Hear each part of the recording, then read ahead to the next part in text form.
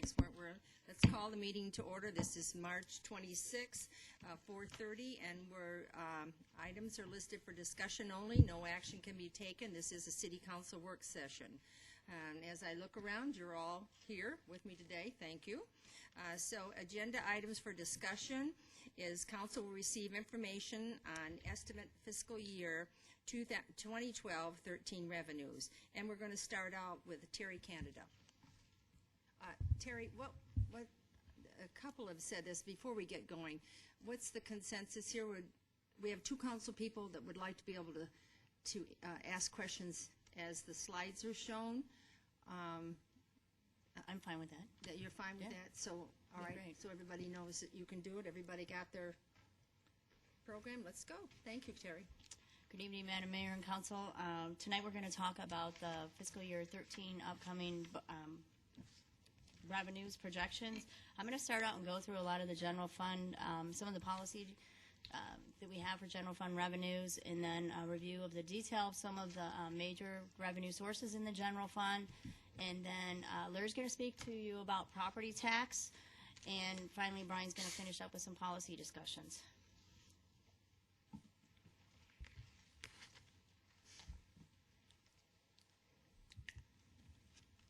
I'm not going to go ahead and read the financial policies. A number of times we brought these back annually to you in the budget process. So I'm just going to briefly kind of highlight the goals of the policies are to promote fiscal conservatism, provide flexibility, and again, keep us in line with government accounting standards and best practices.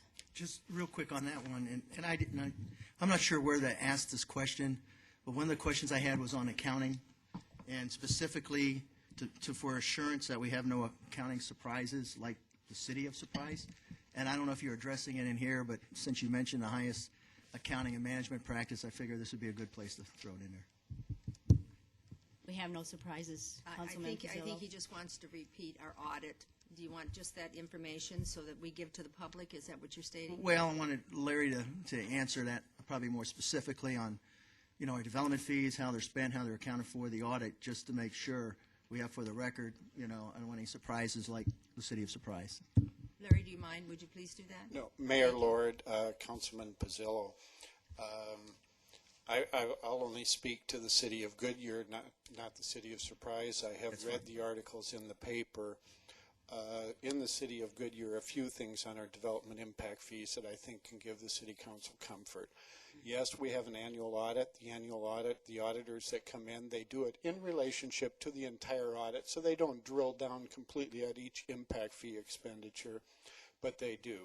Second, what we have is we have an annual report required by state law that is filed with the city clerk every year in September.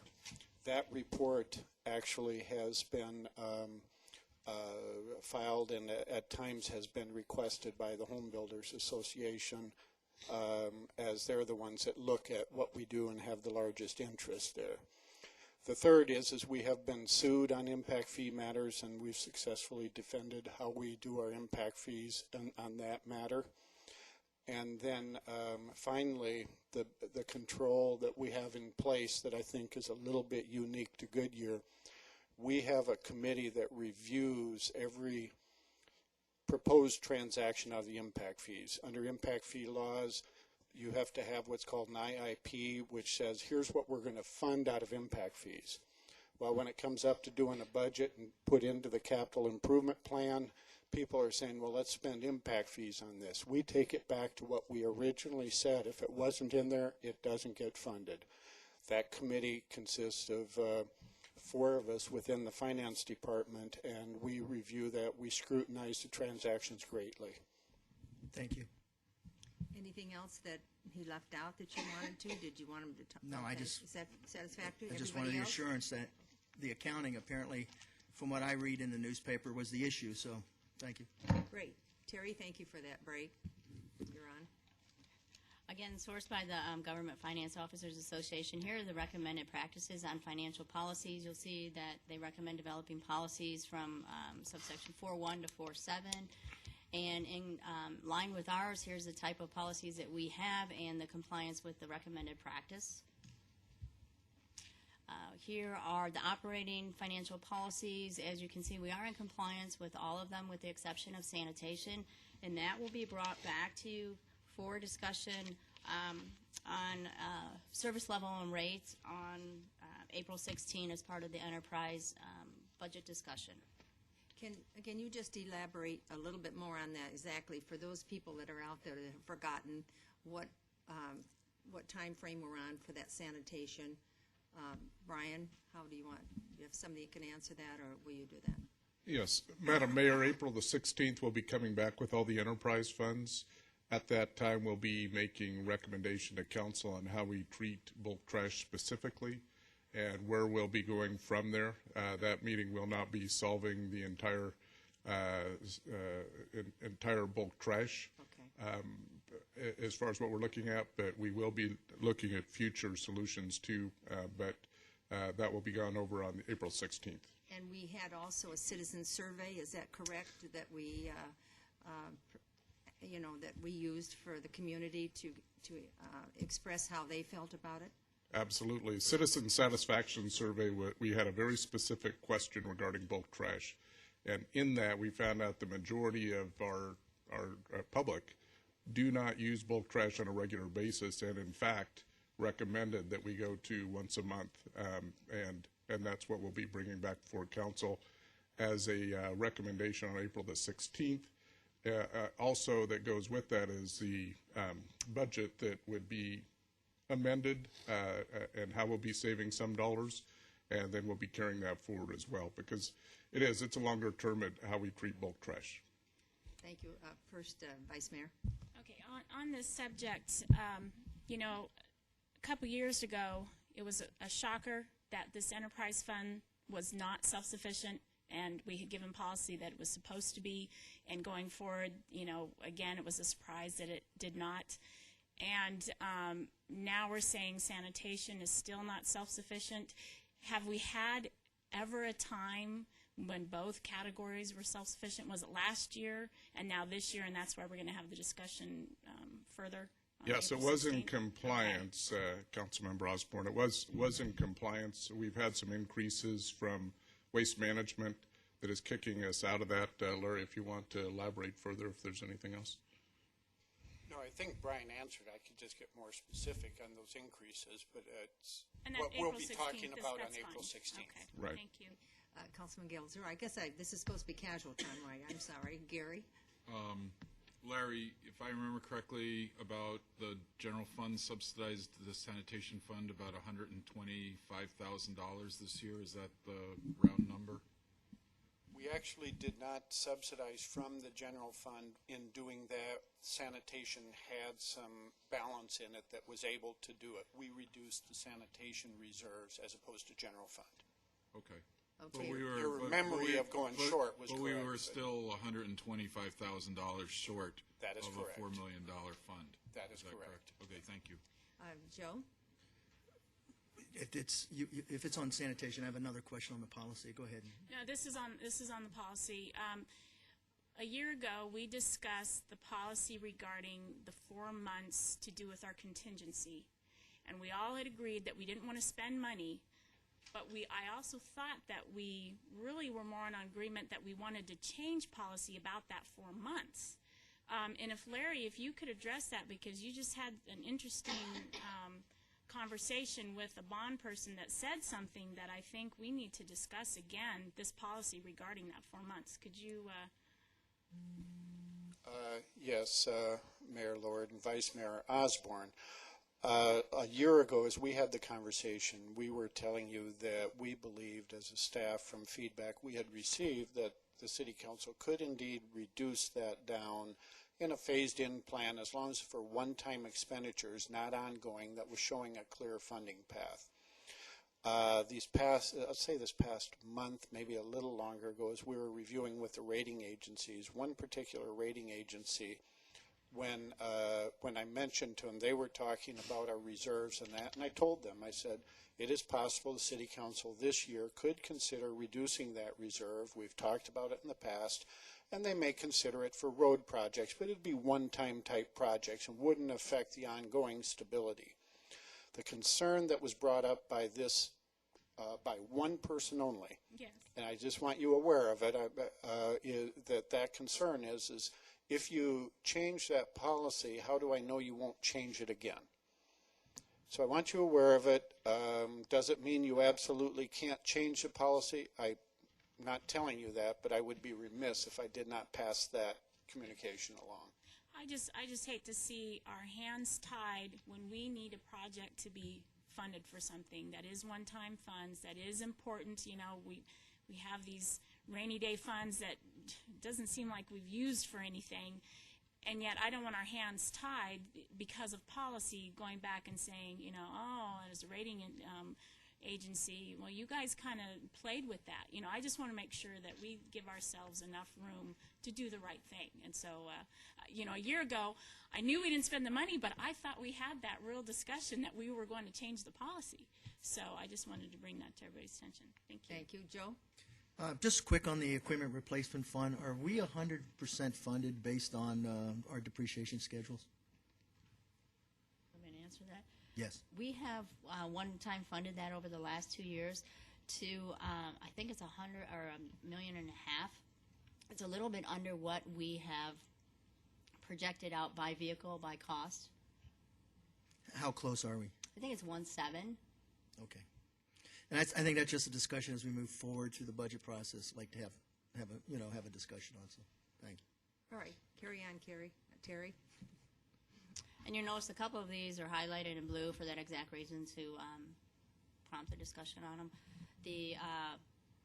Again, moving forward to some of the debt management ones, again, I'll just draw your attention to the middle of the page where the property tax rate is. We're going to have further discussion on that tonight. And Yes, I guess Joe? before we leave that page real quick, I've had some discussions with the deputy city manager. One of the things I'm hoping that we address in this budget process, we talked about a plan to meet the debt service as we get farther along on the ballpark and the principal starts to kick in. We talked about at least having a plan on how we're going to address that, assuming, what's the old saying, plan for the worst, expect the best type of thing. And then with the $1.60, as you all know, I prefer to focus on the actual levy, not the rate, and I think that's an important discussion we have to have. I mean, when times were great and the rate stays the same, your taxes are going up. So I think it's important, we have that discussion. Do we really focus on the tax we're collected, or we focus on a mathematical calculation which involves two variables, which is the assessed valuation and our levy? So I think that's something we need to start educating our taxpayers out there on what they're really paying and what they're getting for. So I'll just throw that out to the rest of my colleagues on this panel. Mr. Mayor, I agree with that. We've already had a discussion in the office. I had a discussion with Larry and sat down with him because it seems to be always an area that is hard for people to understand that levy. And so I've asked him to get as close to layman's terms as he can to try to make that explanation palatable for the bulk of the people.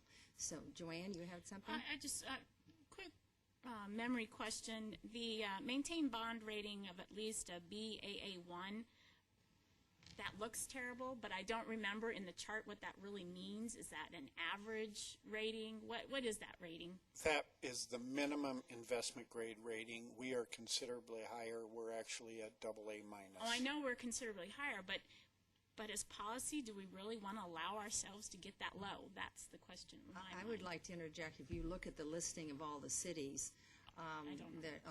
there is a number of them have BB, right? They're going I to think be. is that a middle of the That's road? why. That's what I'm asking. I would He's say saying where no. we're at is for a city of our size, where you'd expect to be for those that have ratings. Not all have ratings. Some are below us. Yes. I think that the BAA, well, that policy hasn't changed for a long time. We were obviously above it. We are. If the city council wanted that as a higher rating, because we have certain bonds, although, let's see, it doesn't say that, I would ask that you make it an A rating because some of our bonds may not have it. Or we might have to reword it a little bit so that bonds that maybe we don't go out and So are I'm you thinking an saying we will, improvement you're district. saying, am I hearing correctly that you're saying we are going to change, you're recommending to change that financial policy? If the so it city states council in- would like to, I would suggest go to A or something to that effect. It's up to you. I guess city manager would put that for future discussion, because it's Yes, we- probably not something we want to do tonight. Not tonight, and it would take council action. It's not on the agenda tonight. It's certainly something that we can bring back for consideration. And we could really explain the differences between the ratings as well, so you have a good indication of what that means. Great, thank you. Okay. Yes, Sherry. I have two questions. One about the property tax. To follow up on that, if we're trying to explain it to the levy, would it be better to put the levy amount in there so that people see that it's the same as last year, like maintain last year's levy of X amount? Because it seems like the problem is the letting people know the $1.60, they're going to say it's going up. Larry, would you In the like to address policy, that? in Or here, maybe not in the policy, but as we explain it, put the amounts in there that this is what we collected last year and this is what we're collecting this year to show that it's not a raise. if we get a little later in the presentation, when I go through it, I will ask you if I've accomplished that. Okay, and then my other question is about the bond ratings. I remember you telling us one other time that oftentimes other cities can affect our bond rating. Is that true? I remember you saying that. The whole municipal environment does affect the bond rating without a doubt. I'd have to check in the context. Generally, we control our bond rating. So, for example, the article that came out this weekend in Surprise would have no direct impact on our bond rating whatsoever. So I don't remember the context where that It might have would been the whole municipal when things were going bad. You might have Yeah, explained it that they way. were looking, and a majority of the cities were actually downgraded during this downturn, and that part's absolutely true. It's how the whole industry is doing at that If point. you could just Okay. put that again on for the further agenda to maybe for a more, better explanation for us to understand, that would be helpful. Yes, and that would be external influences on our bond rating, things Yes. beyond our control and how they might control us. Be great. Sure. All right? Would that be better off as a yellow paper? Instead of, I don't know, because they might want to do this as a discussion as part of I'm going to ask the finance department on that one, which is most beneficial to the council for the information. Is it better presentation on the work session rather than a yellow paper? We'll put some notes together and discuss that at that point in time, Okay. and possibly get you a yellow paper that you can say, well, I'd like a further Okay. discussion on it. Great, thank you. Can we go on? I just want to warn, not that I'm going to discourage you from questions, but let you know that the regular council meeting has to start at 6 o'clock, okay? Just a little reminder. Terry? So with that, you can see that the debt management policies are in compliance. These are the set of budget policies. Again, they're all remaining in compliance. We have revenue policies and capital policies. And if there are no questions on this, I'll move ahead to the upcoming calendar. I'm sorry. Terry, the cost analysis should be performed for all services to determine if I'm fees sorry, collected. where are you? Did you go on to the next page? I think it's page 9. 9, Well, okay, yeah. all right. How often is that going to take place, this cost analysis on fees?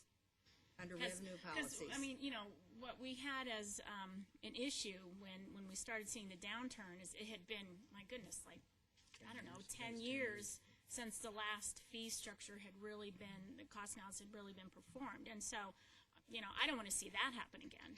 And I think in policy, we need to give a timeline to it, just like some of these others that you had said. You said 3 to 5 years and some other things. So I guess I'd like to see us discuss that.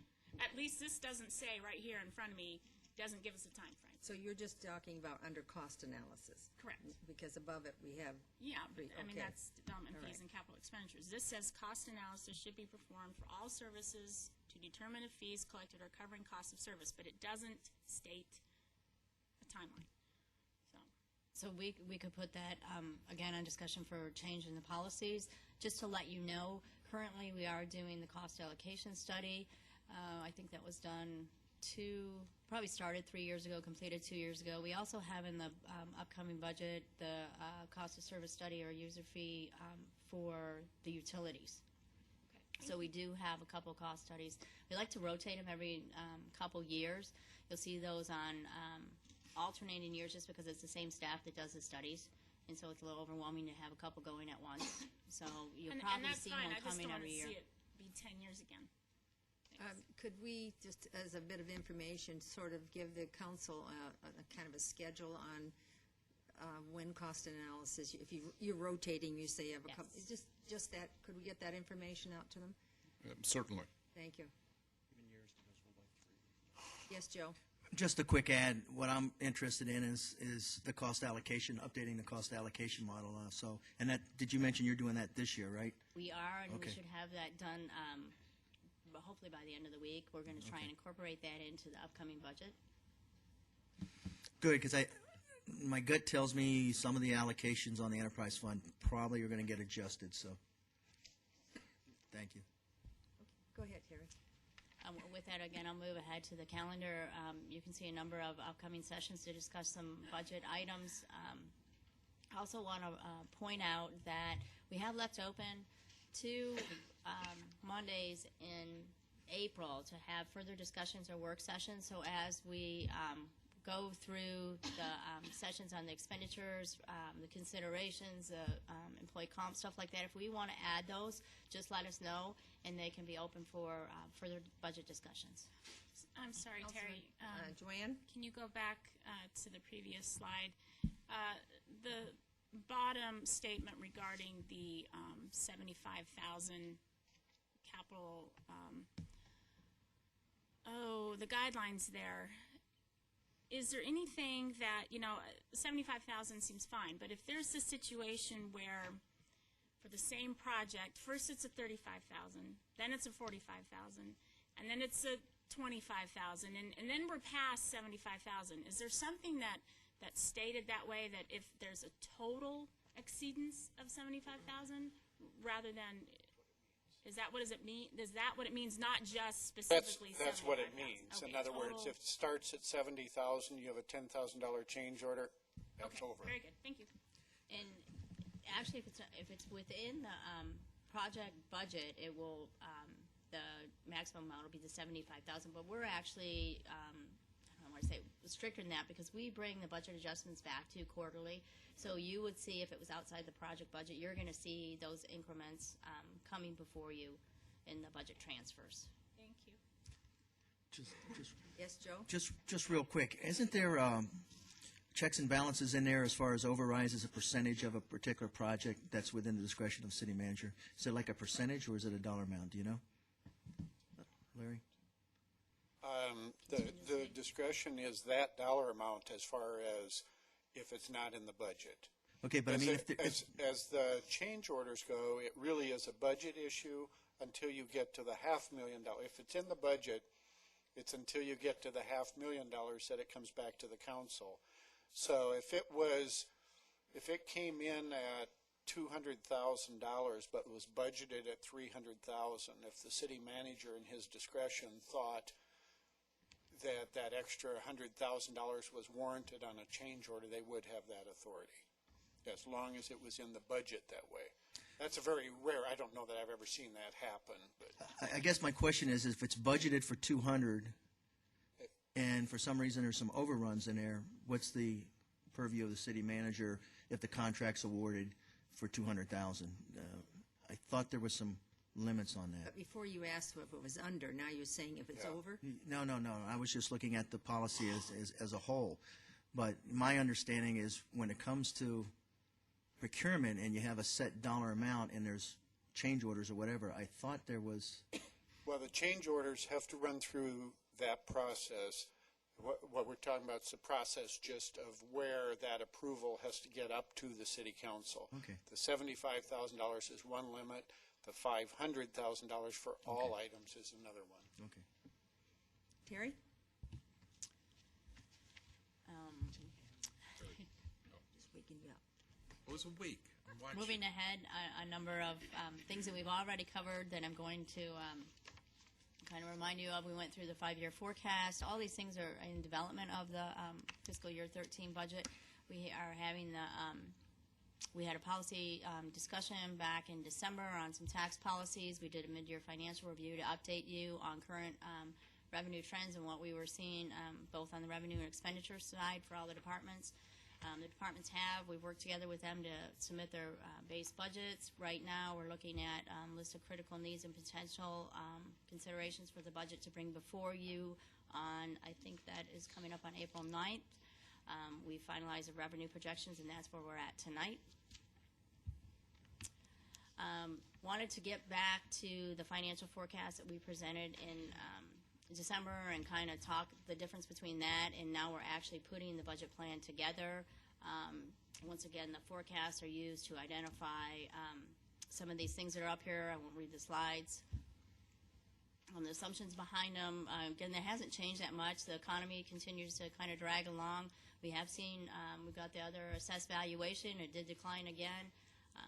Construction sales tax is actually, the good news is that's up a little bit. Non-construction remains stable.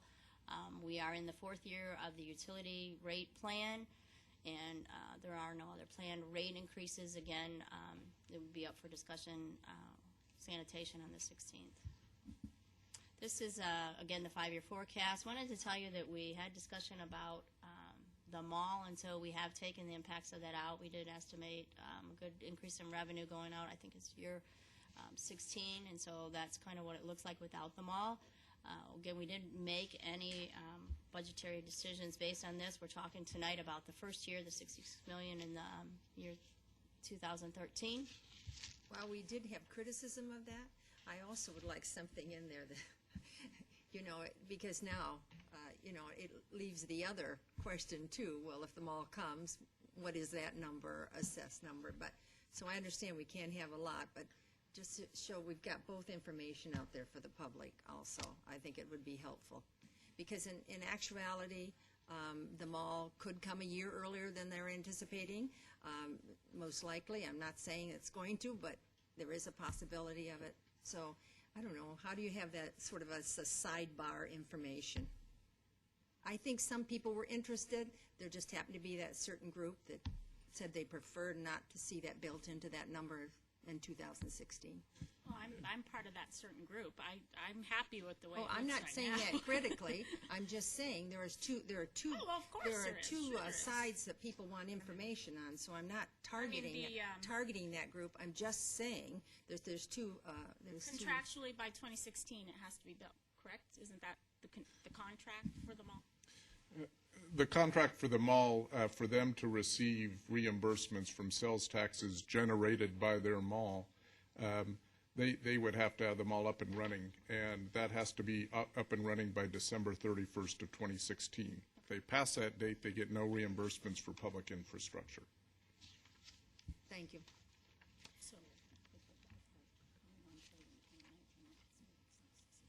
And as we update these forecasts, we'll bring them back to you, and I can always color code and have 2 different scenarios. It's just for information. Okay. Just briefly, the current economic indicators, as you can see, some of them are up.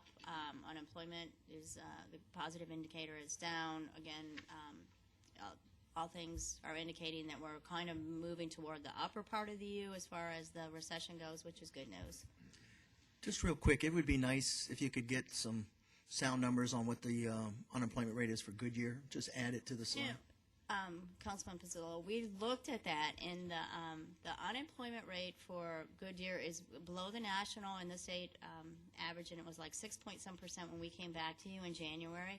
Unfortunately, and I have it in my notes here, unfortunately they changed the index, and so now the rate was higher. And I didn't feel comfortable talking about that, and it had to do with the census. And to me, it wasn't intuitive that it would be as high as the state or the national. Mm-hmm. And so without, I wasn't able to research that, but just right off the number was higher, and so it just didn't seem like a good index. Okay, if we can just get a handle on it, because I know in the past we've had some people come and talk to us about it, and supposedly, we've been in pretty good shape. Giving out Yes, The- so I want, That's what concerns me. We've been giving out a number, and I've given it out in a couple talks. well, I want to make sure we have the right So number. I guess we need to try to figure out how to clear that up. So at the, And to see why all of a sudden that number has changed so drastically. I know the number that you're talking about, and, yeah, I would like to have that cleared up if at all possible. so we'll include that in the next Okay. presentation. Okay, I just want to make sure we have the right. Thank you.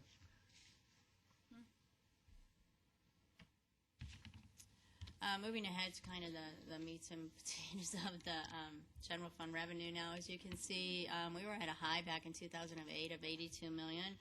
We're still pretty low. It's about 17% decrease from 6 years ago. We're projecting about 68 million for next year. It represents a 5% increase over the estimate for this year. So things are moving along. They're doing much better than previous presentations have been. So what makes up your general fund revenues? Total, again, is estimated to be right around 68 million. Largest percentage of this is sales tax. I did break out the construction sales tax. We're projecting that to be about 5 million next year. I'll get into more detail on the major categories in a minute here. Just wanted to point out what makes it up. You have your primary property tax, your state shared revenue. Again, that's three components. I'll talk a little more in detail about that. License permit fees, kind of like the user fee side of things, along with development related. Those are remaining steady, which is good because they had a significant drop. We were up in 15 million a couple years ago in development related. Same thing with construction sales tax. And Terry, that 6% for development, that's, excuse me, impact fees? It is not It is impact not. fees. What's impact fees? Is it not on? They're not in. They So wouldn't that's not be in here at all? It wouldn't be in here at all. Not in revenue, okay, thank you. Couple of side notes on that. Kind of a follow-up to what Joe was saying, that, yeah, this is just the general fund revenues. We will come back to you on the, I want to say it's the 9th of April, and talk about the CIP, and at that point, we'll talk about all the funding sources for the infrastructure-related development. Those fees are in connection with the estimated housing permits, which we'll talk about in a minute too. They're remaining steady. They're just significantly lower than they have been in the prior years. The other thing I wanted to add here is that the user fee study that we did a couple years ago, I think you all received a memo on that in the follow-up to some changes in the fees.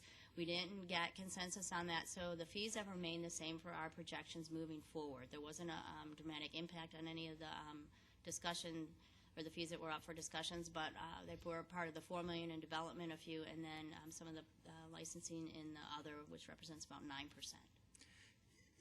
If I recall the, Joe? excuse me. If I recall, the general fund for 12 was 61.5. Is that correct? Is that about a $7 million projected? Does that sound about right? 61,077. It was 61. Okay. 61.9. Okay. So we're looking at. Could you say that number louder so people can hear me? Moving ahead to the next slide, the budget for the current year is about 61.9. Again, $3 million of that is one-time construction sales tax. It is about a 10% increase we're estimating, and again, I'll get into some detail on what makes that up. Retail sales tax remains strong. That's up a few million. We also have an increase in state shared, which is from the urban revenue sharing income tax, and then. As far as the total from the 61 to the 68, the other significant part is the construction sales tax is estimated to be up. But even excluding the construction sales tax, we're looking at a surplus this year in our general fund. We are estimating revenues to come in over budgets, yes. That's good. Oh, and before I move on with this, let me point out too that we did have the first month with the sales tax for food, home consumption reported, in that we actually end up decreasing that number based on the tax returns that were filed for a month of January. Sales for the month of January. January. We were estimating that to be a little bit higher. So the impact is estimated for this year to be last 125,000 and then 250 moving forward. Bill? Terry, I think it's important to talk about the difference between the 3.6 and the 5 million in construction sales tax. It's not a wishful thought. I understand where they are, but can you explain why there's such a dramatic difference? Yeah, if I can ask you to, if you just hold off a minute, sure. I'm going to go into some of the key Yep, that's revenues fine. here and have further discussion. Again, starting with total sales tax, it is the largest percentage within the general fund. As you can see, we had a high, again, in 2008 when the recession hit of about 40 million. We are slowly creeping back up to that. This does include every source of sales tax. Again, the largest source of general fund revenue. Non-construction sales tax, basically your retail, again, remains strong year over year. We're only up about, estimating a little less than $1 million from this year's estimate to next year's projection. I want to go ahead and just have this slide as we talk about perhaps some policy discussion later in sales tax. This is a comparative rate chart on the Southwest Valley cities. As you can see, we're holding our own right in the middle here, and this is the retail tax rate. Moving ahead to construction sales tax. Back in 2008, this was again one of them that was really... Harry, can you go back to that chart that was just on? We don't have that electronic. We don't have that in our presentation, that's the reason. Thank you. Construction was at a high of 17 million. Again, this year we estimated, or we budgeted about $3 million in there. 3.6, it's up a little bit. A lot of that has to do with the major construction activity in the 303 loop. And again, that is included in the $5 million projection for next year. We may, this is one of the most volatile sources we have, so that estimate as we move forward, if we have any other information or we start to see that that number, the collections aren't coming in, we may adjust that number. Did I answer it, Bill? Yes, Bill? It did, but I guess I really want to emphasize that for the current fiscal year, I'm going to say you guys, generically, finance was very conservative in their estimate for construction sales tax for this current year, which, because of that volatility, is that statement correct? Correct. Over the 4 years from 2008 to our actual of 2011, it was a negative 28%. I mean, 28% decrease. Right. So it was definitely declining rapidly. And you've been real conservative. So we look with that same conservative view in 13 and add in the construction sales tax from the 303, and that's how we come to the $5 million. So we're not. We haven't being raised our over-optimistic. we haven't raised our expectations on it. We're still being very conservative with that number. And to that point, Larry, what are you estimating, or Terry, for the 303 portion, construction sales tax in the number? You know what it is? Yeah, basically the estimate was $4 million without the 303 and then an additional $1 million for the 303. And that was based on the revised bid that total project construction sales tax on that is $3 million. The other thing that goes into formulating projecting these is we sit down with community development, and we meet for probably 4 or 5 months at the beginning of the year, all the way monthly up till last week, and talk to them about what's coming in as far as right through starting at engineering, what's going through permitting, and we're starting to see that activity pick up, not only in the permits you'll see in the housing in a little bit, because we do have a increase projected there, but also a little bit on the commercial side, which was non-existent. When we were down at 3.2, there was no commercial. We were built out. Things are starting to fill up. We actually are seeing some commercial activity aside of the freeways. And so, yeah, I don't know. I kind of think that we were right on when we said, you know, the $3 million, because we hit 3.2 the year before, and we would have never said that. I can remember sitting around in a room with six people and saying we've hit $1 million every month. We're never going to go below that. I have a quick question. Yes, Terry. And it actually is for a couple of these slides, like the single-family residence and the construction sales tax.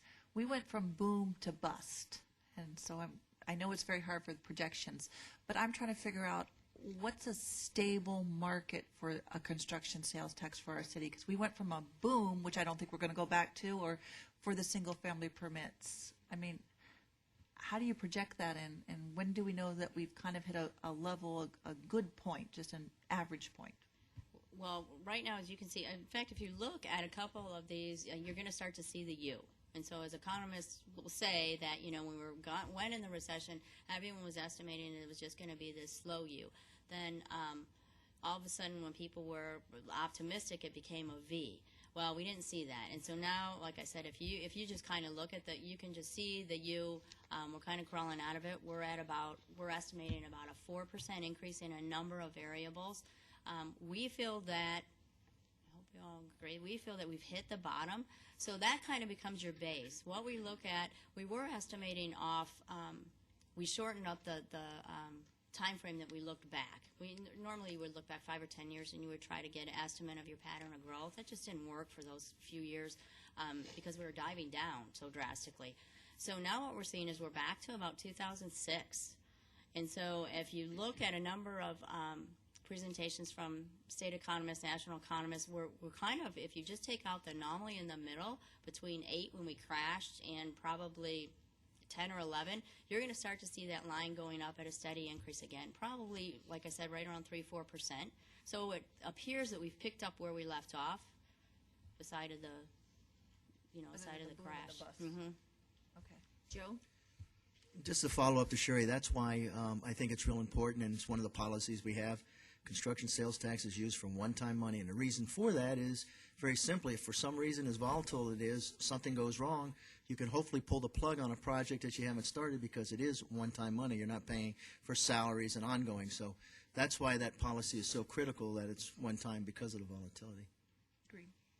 And as we put together the budget, we still remain consistent with that policy, even though we feel like we've hit a base. At some point, your construction activity is it's going to have a base just like your regular retail activity is, but we still set aside the whole amount for one time. So moving ahead to the single-family residence, again, this is a base for a number of revenue sources that we have. We work heavily with the Community Development Department, the AcDev Department, even the public work folks. Everybody gets together, and again, we come to consensus on this number. The good news is we are showing a larger market share of the permitting going on now. I think We were fourth. So I want to say 8%. 8, yeah. Joel Smith does a lot of work on this, and so as we move forward, like I said, we're estimating 4%, but we'll probably could increase even at a larger percent. So again, this drives the community development related revenue. This is the same thing I'm going to say with construction sales tax. You may see this estimate fluctuate between now and the time we actually put the budget together. We did come in at about 4.2 in 2011. We want to remain conservative just because the economy and the building is still volatile. So the estimate for this year is $4 million, and then moving ahead, we have it at $4 million. But we are keeping our eye on this, and if we see permitting activity, we may increase that projection moving forward. How are you doing so far? Yes. We are doing good this year. I don't need an exact number, but are you trending to meet that $4 million? Oh yeah, and in fact, that's what we probably will estimate higher than $4 million this year if things come in. The hard part with this one is that as soon as we estimate that we're going to have 60 permits per month, we go back down to 50. It's just a hard one, so we're very conservative with this one until we kind of hit that mark. Any other questions? State share revenues, there's 3 sources here. One is from Autoloo, and that's part of the vehicle registration fees. That one's a little sluggish right now. Hopefully it'll pick up with some year-end sales, and in January we've heard that auto sales were pretty good. And then state shared sales tax remains strong, and then urban revenue sharing was stronger than we thought. We picked up about $1 million moving into next year for this. This is another one of the largest categories within the general fund. It's about 20% or $13 million. The thing we really benefited from, if you can see the substantial increase from 11 to 12, and again, peaking up in 13 is when they recalculated this. A lot of the formulas are based on population, and so when we did the 2010 census, we were one of the cities that really benefited from that census count again. Mayor. Yes, Gary? Terry, the state still has their 1 cent additional sales tax through the 2013 budget. How, if that goes away or that is dedicated to education in the future, how would that affect our portion of state shared sales tax revenues? It's my understanding that that is not impacting our distribution from state shared revenues. Okay, Their thank you. increase.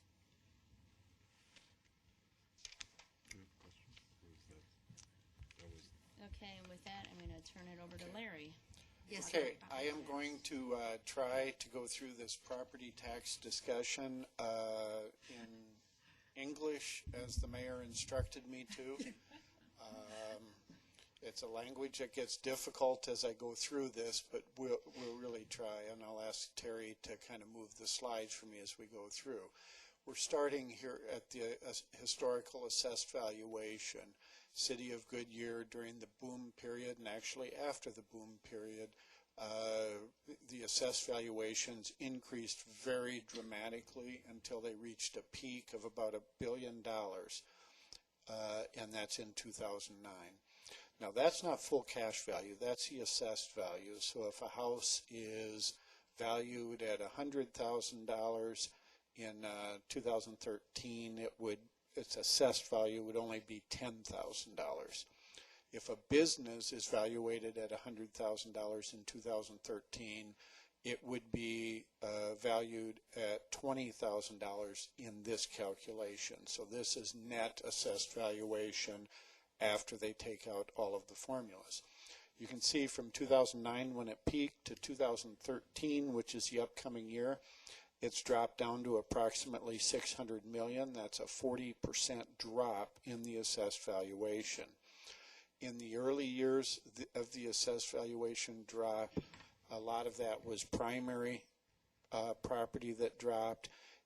Starting in this last year or two, the commercial is getting to be a heavier portion of that, and as we move forward, the assessor's office is projecting that we will have an adverse impact on the commercial. And I'll go over that in a minute, but I also wanted to just kind of tell you where we're going a little bit. Preliminary estimates we've received from the county for 2014 would put us actually at about $570 million for next year's assessed valuation. And now, Terry, if you'd go to that next slide. What we're showing here is that in the current fiscal year that we're in, fiscal year 11-12, residential property makes up 45% of the assessed valuation. For fiscal year 13, the year that we're starting the budget discussions on, that starts July 1st, residential makes up 48%. So the burden of the assessed valuation is increasing from 45 to 48% for non-residential. At our peak, if I remember right, the residential was actually at 52% of the assessed valuation. So it's not historically been lower necessarily, but the residential was receiving the early benefits of the decline in assessed valuation compared to non-residential. Now the non-residential is starting to decline more rapidly. Question. Yes, Bill? Larry, this is nothing that we control, and it is essentially how it lays out.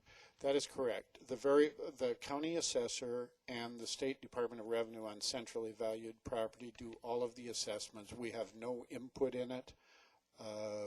They do all of that, and it's based on state law. It's very statutory driven. Has to be on a full cash value, has to be at least 80% of real fair market value, a number of variables. Gary? Larry, out of all of the property tax that people, citizens of Goodyear pay, what is the percentage that goes to the city versus the percentage that goes to the various school districts and other districts that collect property tax? That varies throughout the city. Where I live in Canyon Trails, approximately 10% of my property tax bill is for the city. Is anywhere from 10 to 20% a It good goes up. number for Yeah, the the public? range would be from 10 to 20%, depending on school districts, depending on a number of other variables. And I also exclude from that the community facilities districts, which are also separate districts. Their calculation would be separate. Okay, thank you. Sherry? And these other districts, they put their own rate on it, correct? So there's different rates, like when you look at your little statement. You know, I don't know if maybe having a statement up there to explain what each rate goes to That's a great might be idea. helpful. A That's Goodyear statement to because say, this is your school district. I've requested that once in a while. I've looked at it, so it Because was helpful to it me. is hard to read, and maybe if you could explain it, then it would be, the public could go and look at that and then maybe post it online, that this is where this goes. I know it's on the county's website, but it might be helpful to show what our part is, because I know the school districts, and pull them maybe from different areas of, to show the A couple of difference. things here. That I think that's a very good point, and I wish I would have included that in here because that's a very good question. And that the second part, with all of these districts and the city, nobody adopts a rate. You adopt a tax levy. That's state law also. Now, it gets coordinated, or it gets calculated back to a rate, which is when I see my property tax statement, the easiest way for me to comprehend, that's my proportionate share, if you will. That's how it's calculated of the levy. So it does show the rate on there. Being a little technical, but No, but I think that's what we need, is we need to explain that to people, because they don't understand that, and that, I think, is our problem, that it's confusing. Joe? Just an add, the way I read this, Larry, we've got two challenges facing us in the future. Commercial is starting to drop value-wise, but also the percentage that they're assessed is also dropping as well, correct? It's 20 now, but doesn't it go to 16 or something like that? yes, next year that percentage drops to 19.5%, and actually what's adopted by the legislature at this point in time, it goes down 0.5% a year until it hits 18%. Some would advocate that the long-term target would be to get to 10%, which is equivalent to what residential is. So you're going to see that shift there that you see right there. You're going to see a shift more to the residential and less to the non-residential if our state legislature, does If it that. continues, that's correct. Okay, go ahead.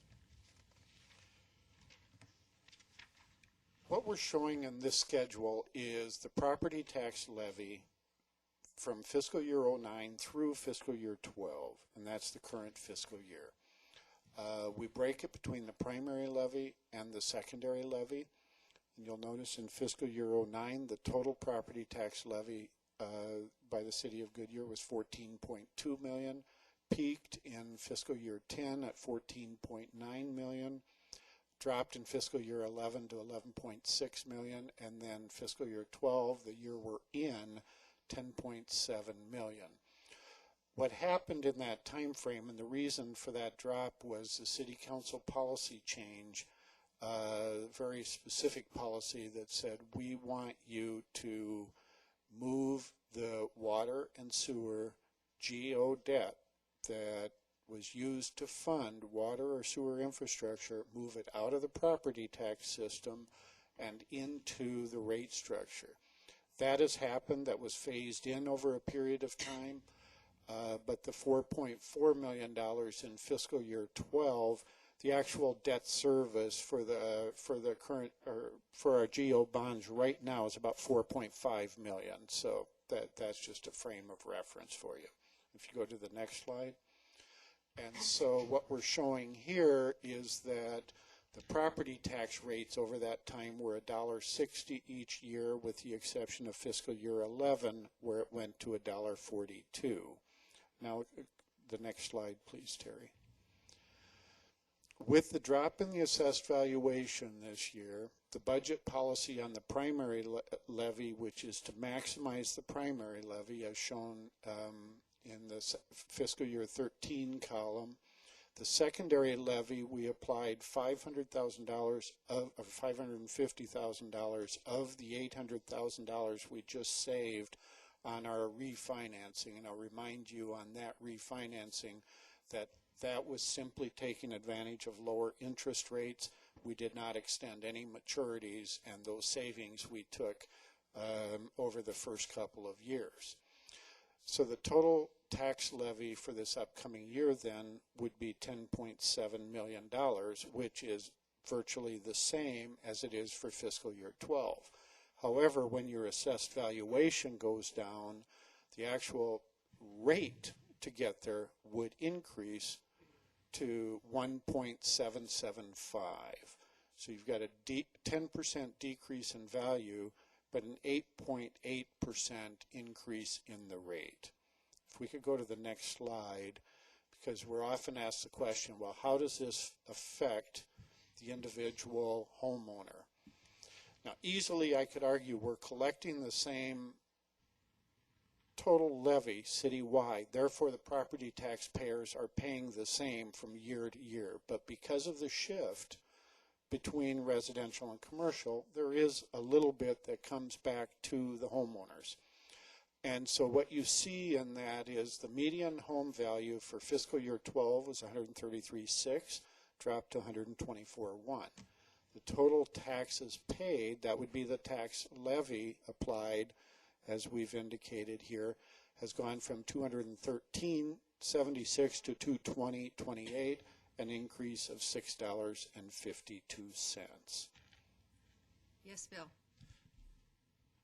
Larry, is this shift that we're talking about the shift that is pushing the commercial property, I hesitate to use the word rate. The commercial valuation is dropping more rapidly than the residential. Correct. Early on in the downturn, as the values were going down, residential dropped dramatically early on. Now commercial is the one that is starting to drop more and is expected to as we move forward. But the change in the 20% down to 19.5 and then subsequently 0.5 down to 18, is that reflected in this as well? Not in these numbers. That change actually starts next year. Okay. Yes, Joe. But the follow-up, it will. What's happening as a result of the Arizona legislature switching that, they're switching the burden from commercial to residential. I mean, that's something consciously that they're doing.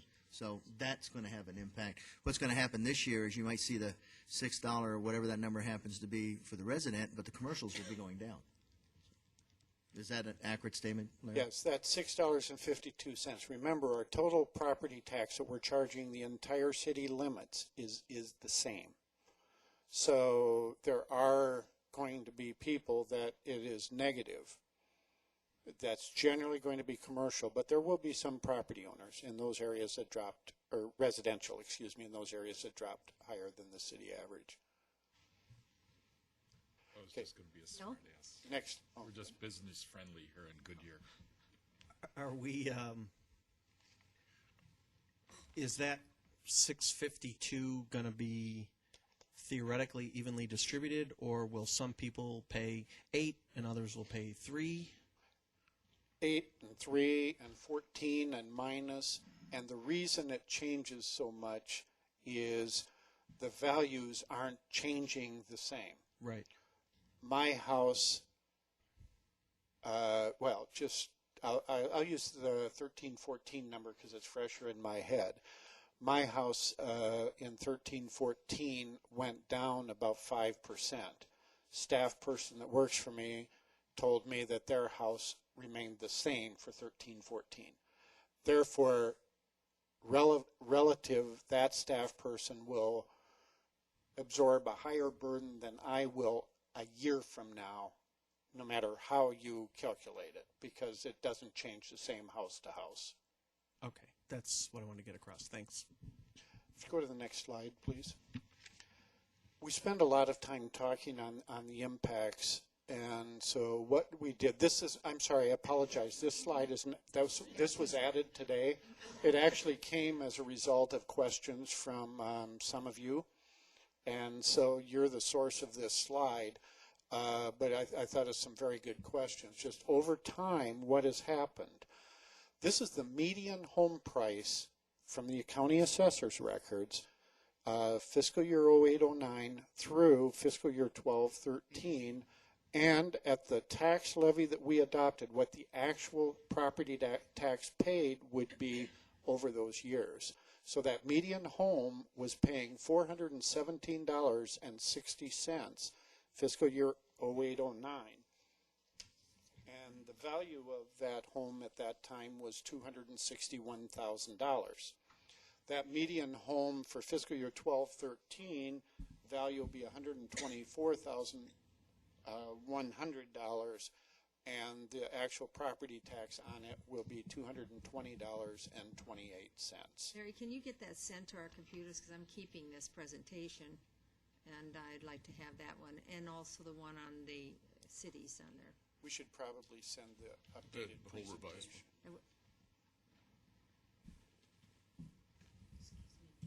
Yes, Molly?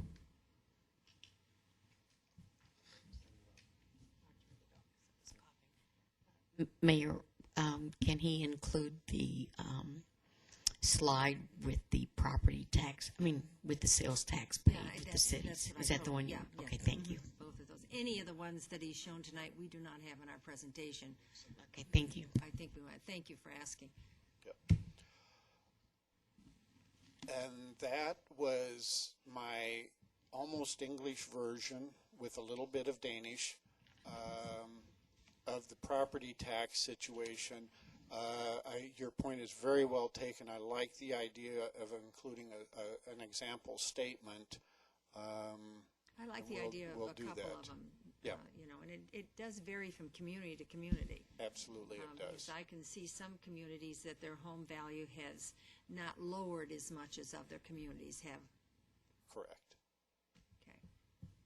Any other questions? We have lots of time. Joe? Just as a follow-up, I know we had some discussions on the user fees, and I think behind here is a schedule.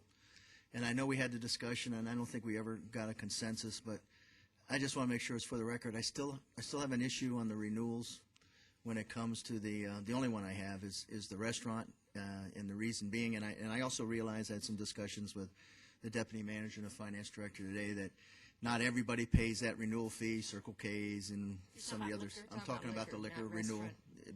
But the restaurants pay that as well. But liquor license. But the you're liquor license renewal. And because our rate is at 4, and I know I'm somewhat mixing apples and oranges, I'm still concerned. I would like for us to be the lower in at least something.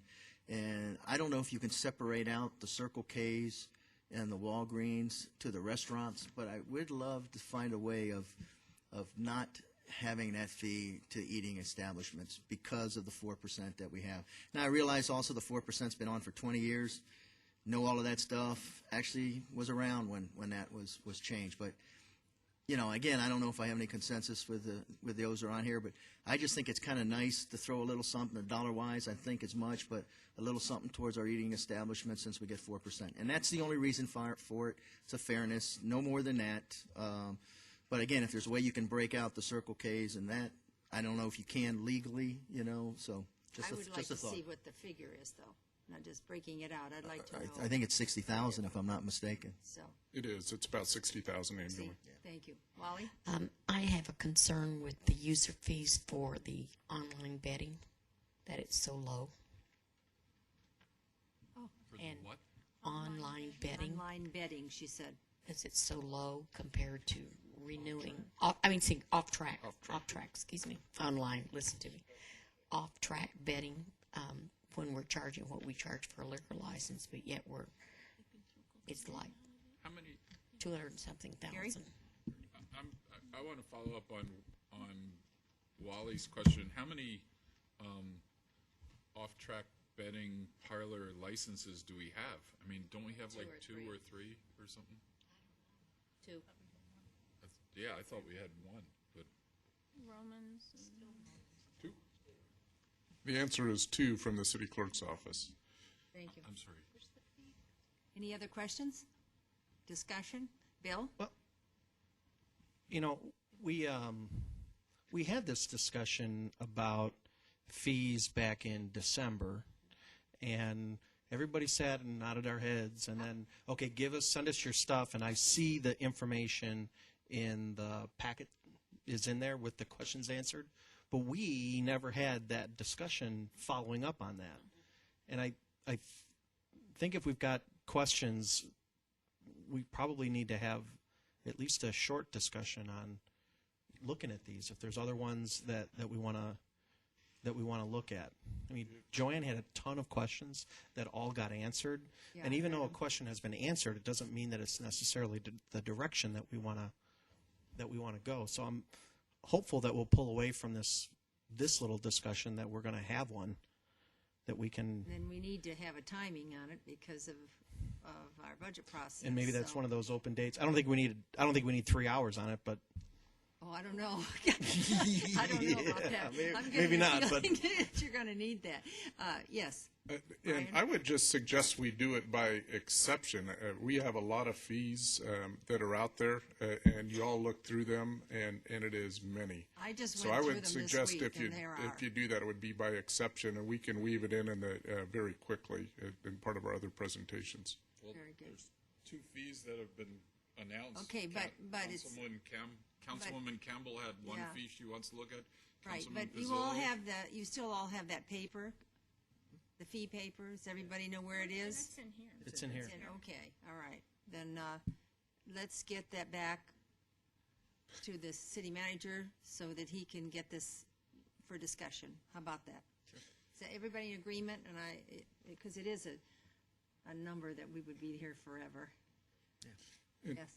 Mayor, to that point, if we could have that a reasonable time, a week or 2 at the latest, that way we can get the supporting documentation behind it and get it here for council meetings still in April. Okay, what's the fair deadline you want? Week? Is that enough? Let's give them a time. Okay. All right, a Whatever week? is reasonable. A week, is that better? All right, so in a week time frame, you're going to be getting your suggestions into the city manager, so we'll be able to bring it up for discussion. Okay? All right. sure. Any other questions? Well, yes, Bill. Last 2 slides. Bill, did you have a question? No, I just want to see these last 2 slides. Oh, okay. Then that, yes. I'm going to take it from here on the policy discussion. Please. And I only have 3 bullets up here. I'm going to be adding one just in listening, but the ones that are before you are the food sales tax reduction. There is a follow-up slide to that. We have the floating property tax rate that was talked about by Larry, we will be firm, obviously, on the levy, but the rate itself is what fluctuates. We have the general sales tax rate at 2.5%. That is also for consideration. And then finally, added one as far as the reserves, we're at 4 months right now, and that was brought up as well. So those, I think, fundamentally are the primary policy discussions, and if we have a few minutes, we can go through those. Yes. On the easy one to look at is the tax rate on the food, and it is in the budget for next year to reduce it an additional 0.25%. There it is. So you have the slide up there now so the public can see it as well. Council did implement the 0.25% tax reduction, which was effective January 1st of this year. We also have the additional 0.25%, so that gets the tax rate for food down to 2%. So that is where we're headed right now. That will be proposed in the budget that we bring back before council at this point. Sherry. Can we get like a future forecast on how to totally get rid of it? What you would recommend to get rid of the food tax? That's what I'd like to see, so we can kind of plan out where it would be going to. Yes, we could, and we can do it really in any increments. We could look at it at 0.25% per year and what the impacts would be, put that back into our forecasts that Larry and Terry actually showed earlier, so that's something that we can do. So the question, we can do it in a couple different increments and bring that back. Joe? Just real quick, just for something for the colleagues up here is, January was the date we used. If we have any type of schedule, I would just suggest to be consistent with whatever we're doing, because we've got to still go through a process through the Arizona Department of Revenue. And if we pick November, October, December, you know what I mean? It would be nice, since we started with January, staying with January. I think the second discussion we have to have is with the other 0.5%. Is the committee looking at just getting rid of food? Are they looking at, because is that in lieu of the other half to get the food down, or do you want to, slowly wean the other half down, or do you want to use part of that for? I mean, these are discussions I think we really should set aside at a time to have, and I think that's a big discussion. Yes, because as I remember, I think our survey said what from the citizens? Food tax.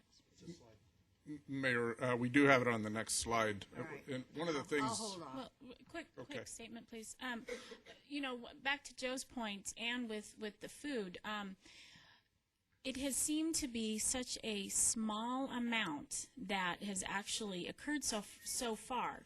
And I really think on that food tax, we're not going to know for a true year to see what that really total figure is, because I would hate to see ourselves say, if everybody agreed that we wanted to do away with food tax and we were only doing it in quarter percentages, but actually we see that really it only is $300,000 a year. I mean, maybe we can escalate that going forward. So, but I do think that when it really comes to that food tax, it's going to take us a little more time to really know what we're kind of figure we're talking about. Excuse me.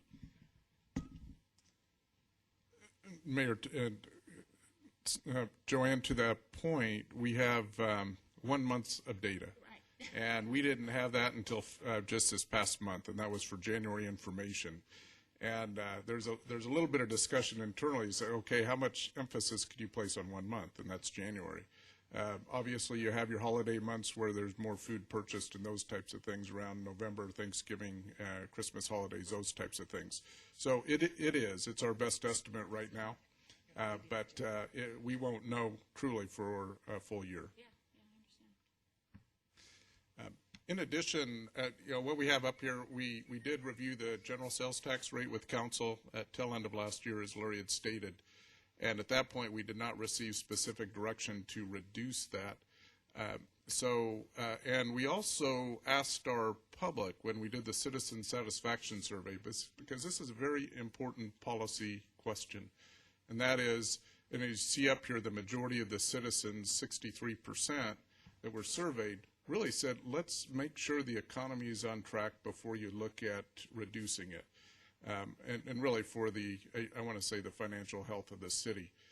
Because of that, we are not right now projecting any reduction in that general sales tax for this coming budget year, leaving the general sales tax rate at 2.5%. What we are also, though, suggesting is we do have tax policy discussion in fall of 2012, because that can hit myriad things, everything from the food tax to general sales tax. And it's probably just time to have that discussion again. But again, follow the direction of council, and I'll just be quiet and listen for a few minutes. Comments? Gary? I would like to see, when we have 6 months of food data, I would like to see us come back and start talking about the general tax rate and the food rate, because I'm looking at what Joanne said, and once we have 6 months worth of data, we can see what the trends are and see what that really means to the city coffers. And maybe we may want to accelerate that tax down in lieu of reducing the general rate on other taxes and services, because basic food, as I've always said, has been the most regressive tax that we can place on a family. And if we can whittle that one away, I don't have issues. If you can afford to go to a restaurant, you can afford to pay the tax. Other comments? Sherry? I think I said it before that I really like to see the tax lowered when it's feasible for the city, or the food tax. And again, when we get the data, maybe look at all of them. The restaurant tax, which you've mentioned is really high, and maybe make that an entire look at how they all interplay with each other and see what's the best. I know you had that dashboard program, maybe with the new economic projections, bring that back to us too. Because I think we should just put it all on the table and see what's best. Because you cut one, you may not cut the other. You cut the other, I think they interplay. Bill? Well, if I'm reading your suggestion correctly, that's what you want to do in the fall, is have a tax discussion. Is that what I'm reading? That's correct. So that pretty much will solve everything that we're all talking about, is taking a look at all of them and getting a good look at it. Joanne? I'm in agreement with that, with the 6 months. The other thing that I think we need to, just kind of keep in our minds is that at the state level, we have a lot of activity going on, and we have that model city tax committee that's really looking at changing things. And I mean, I'd hate to see for us not to know what's going on and then make decisions that are going to be ripped from under us anyway, or just change completely. That we want to be, on the same page. And so I do think that waiting to the fall may be little more answers for us to have a good conversation. Any other comments? Joe? No, I'm in agreement. Mayor, I'm in agreement. Wally's in agreement. Did you get what you needed? I did. Thank you. I think you've got consensus. And then the last question is on the reserves. We're at 4 months right now. We are, right now we're not looking at, well, that still is a policy discussion. When we get into the expenses, that can certainly be looked at again. But the question is how best do you want to address that? Because right now we are holding 4 months, and that's how the budget's reflected. Yes, Joe? I tend to agree with you that I think right now, because we're still not quite sure, we've got a big election coming up in November. We're not sure if we're totally out of this stuff in the economy. I think in good times the 4 months is probably a little high, but I don't feel comfortable touching it at this point, only because we're still not quite sure where we're going. Looks like we're on the way out, but we're still not quite sure. So, I think it wouldn't hurt to kind of sit on that for a little while until we get a better feel for where we're going. Gary? This is probably for Larry. With adjusted revenues going up and expenditures going up, do you envision the reserve? We have 16.3 sitting in the reserve right now. Do you envision in next year's budget that number is going to remain constant and that will cover the 4 months reserve, or do you envision that number going up? And if so, how much? And you don't have to answer that now. I don't need an exact number, but that's something I think we're going to want to look at. I can just give you an overview that the calculation's been done and will be in there, and it'll meet the 4 months. We will be able to do it relatively easily, out of the budget. There will also be a surplus from the current year. As Terry showed you, our general fund revenues are tracking a couple million ahead of our budget estimate. So we will have a surplus this year that'll be part of the budget discussion. The surplus last year we used to fund unfunded depreciation on both vehicles That's and correct. road maintenance. And the assumption is we're going to still need to fund more road repair and more vehicle replacement over the next year, and we don't have those funds built into the budget. Is that correct? We'll be building as part of the model, and that's what the expenditure discussions will be, and it'll also include the road discussions that you had here a week or two ago with David. Okay, thank you. Bill? Larry, I'm not quite sure how to. I'm going to say I don't know how to say this, but I'm just going to say it. My personal opinion, I hope we are not talking about adding more money into that account. The reserve fund, the contingency fund, and continue to build it based on what that budget looks like. If we're going to be looking a year down the road at reducing it, let's. So I'm and I don't know if I didn't quite get the answer from you. I didn't hear that we were suggesting. Well, I heard we were looking at it and we were going to balance it all out. It's right now. Are you talking about adding money into it for now? Let's just keep it real simple. If the math says we add 200,000 to it, we would add 200,000 to it. Okay, I'm suggesting we don't do that. What I would suggest also then, as part of the policy discussion, it can happen with the expenditures or something, but Vice Mayor Osborne also brought up a point there. If you want to look at the policy, you can change the policy. You can consider changing the policy. I'm not suggesting, it's your call. If you decide you wanted to change it from 4 months to 3 months, but to leave the amount in the reserve, you can do that also as an option. So I'm it not gives you that option then if there is a That's project. what I'm looking for, or is something. options. Then you I don't want handcuffs, I want I- options. Then you can, every year, you can slowly adjust your reserve to meet the 3-month threshold without adding to the reserve, and you can use the additional revenue Sure. for other one-time purposes. One-time money. That was my concern, was being handcuffed to it and not Right. having that ability. So I get a feeling we have consensus on that one. Everybody nodding your head? we haven't spent the money. We just don't want to be handcuffed, Yeah. that's all. But we would still make sure that the 4 months was in there, so, Or it's going to be close to 4 months. It might be 3.9 well, I don't, months. yeah, I'm not being that picky. Okay. All right. Any other questions? Are we finished? Yes. Okay, we have 10 minutes for a break. I'm going to adjourn this meeting, go to our regular meeting at 6 o'clock.